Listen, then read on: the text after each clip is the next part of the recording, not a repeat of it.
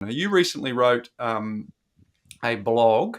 If housing is so undersupplied, why are some markets falling in value? And it's a great question. I feel like it's really worth leaning into, because you start that blog by talking about, well, the narrative is clearly around this undersupply, with forward estimates by peak bodies saying we've got 100,000 plus dwelling shortfalls by the end of 28. So if that's the overarching headline, why are some markets declining in value? Yeah, this is a great question. And it's one that a journo actually initially asked me, trying to reconcile that narrative of so much of our government policy being focused on the supply of housing, not just the shortfalls forecast from Housing Australia, but, in 2021, we had this whole inquiry into housing affordability and supply specifically. When you look at the sales and purchase market of property, I think it's fair to say that some markets are oversupplied.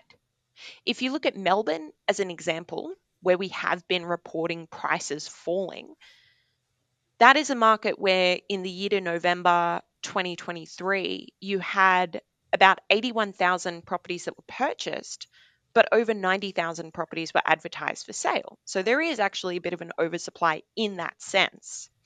But the problem, I think, is that we conflate that idea of the market for property purchases with the overall property environment, because property is one of those unique assets. Dwellings is a unique asset in that it operates in both a private market, but it's also a social good.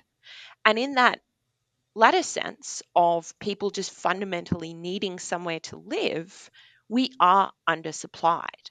Whether or not people are ready to purchase, because that is influenced by things like economic conditions, interest rates, income, consumer sentiment, fundamentally, we have a lack of housing. And that's probably reflected more in metrics like the rental market, where across Melbourne, again, using that as an example, rent values were up almost 11% in the past year compared to the oversupply in the purchase market.